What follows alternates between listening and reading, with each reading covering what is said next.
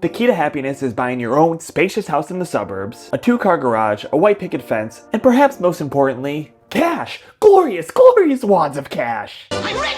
I'm wealthy! Yahoo! I'm comfortably well off! Woohoo! Europeans, on the other hand, are miserable, cycling everywhere throughout their bleak existence because they can't afford a car, crammed on top of each other. GDP, disposable income, socialism.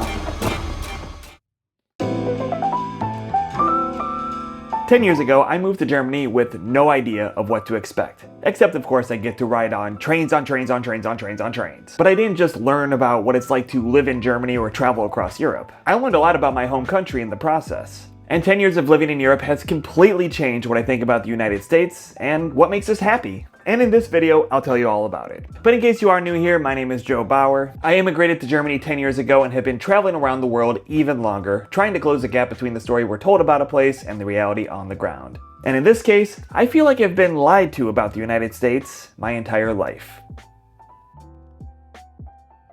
My wife and I moved to Berlin in late 2019 after 3 years of living in Dusseldorf. There were merely whispers at the time of this weird virus coming out of China named after a Mexican beer. The first apartment we looked at was admittedly smaller than we would have liked. It was about 50 square meters or 540 square feet. That's horrifyingly small by typical American standards, where the average home is roughly 2,300 square feet or 214 square meters. That's more than twice the size of the average German home. But the neighborhood is incredible. Super walkable, beautiful architecture, green spaces, and easy access to public transit. We decided in the end, who cares if it's a small apartment with no balcony? There's so much to do right outside of the apartment. We're hardly going to be spending any time inside. And then, of course, the pandemic hit, and we basically weren't allowed to do anything except run around the block and bake sourdough.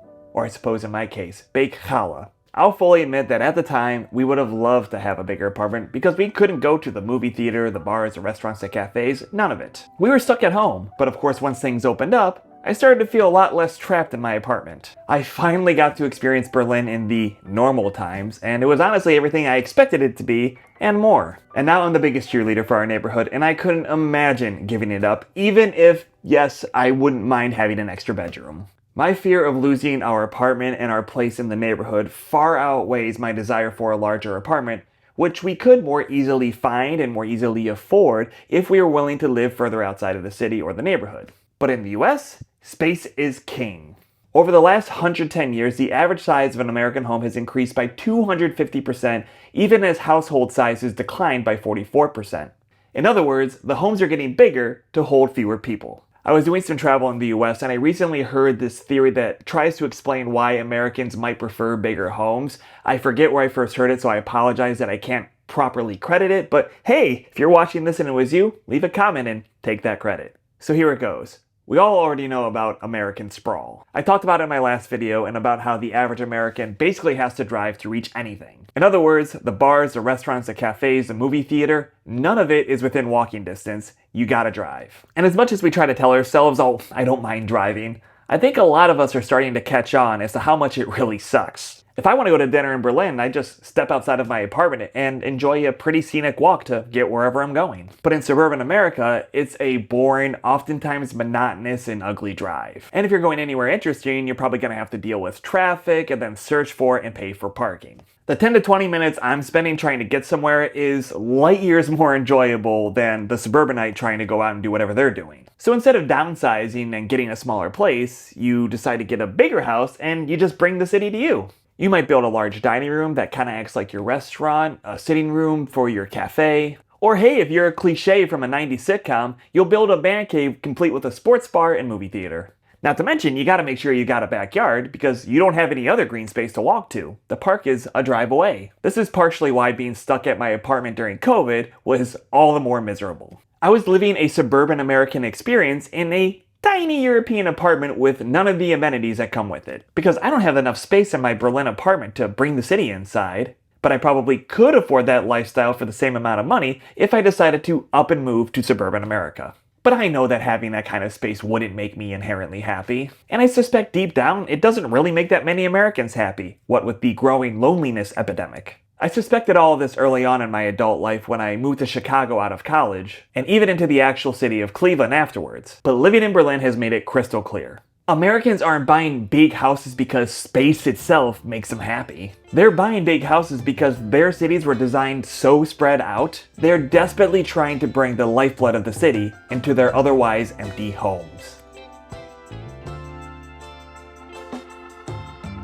I hear from the occasional American apologist in my comments who tries to defend how the US rolls. The GDP is higher in the poorest US states than in many prosperous European countries, they'll say. Or a more recent one bragged that disposable income is much higher in the United States than compared with Europe. Look, I've never been a money guy. I honestly probably should know more about finances. But stocks, bonds, it all bores me to absolute tears, and I don't ever want to measure my life by just how much I benefited the shareholders. That said, yes, it's true, the GDP in most US states is higher than in most European countries. And honestly, I don't care. What I do know is that I've never woken up in the US one morning, or anywhere else for that matter, and thought to myself, oh boy, sure feel great about the GDP here. Yes, we pay higher taxes in Europe, but those taxes pay for things I can tangibly experience and benefit from. I'd rather have fast and reliable public transportation than more disposable income that I'm forced to spend on a car anyways because trains are basically as rare as a mountain lion sighting. Look, as long as I've got enough disposable income to get the new Zelda game once every few years, I'm good. Besides, disposable income only goes so far in the US when you probably have to hang on to that cash in case, God forbid, you get sick one day. Millions of Americans turn to crowdfunding to help cover medical costs for themselves or loved ones. Overall, about 33% of all campaigns on GoFundMe are dedicated to medical bills. And that's on top of the fact that medical debt remains the leading cause of personal bankruptcy in the United States. So like literally anything else in the world, there's give and take. Some people really do love paying the lowest amount of taxes as humanly possible and measure their happiness by the size of their bank account, even if the rest of the world is crumbling all around them. But that ain't me, and I suspect it's not a growing number of Americans. Growing up in the US, I thought the key to happiness was a big-ass house in the burbs, easy highway access, and lots of money to fill that house with lots of stuff. But now I see that happiness isn't about what you can buy, it's about what surrounds you. And I'd much rather be surrounded by streets with an honest-to-God pulse than hollowed-out cities and carbon-copy suburbs with about as much personality as a thumbtack. Alright sports fans, I'm filming this video in Athens at the tail end of a month and a half of travel that started with a train ride from Berlin through to Italy, exploring national parks out in the western United States, with a car-free pit stop in my hometown of Cleveland, Ohio. I'm in Greece to run along the Menelon Trail for a story I'm working on for Men's Journal, tied to the upcoming release of Christopher Nolan's The Odyssey. I don't usually do travel videos on this channel, well at least not anymore, but let me know in the comments if it's something you'd like to see. In the meantime, I'm just happy to be back in Europe, and if you watch this video, you might understand why I generally feel physically better when I'm out here running around Europe than when I'm back in the United States.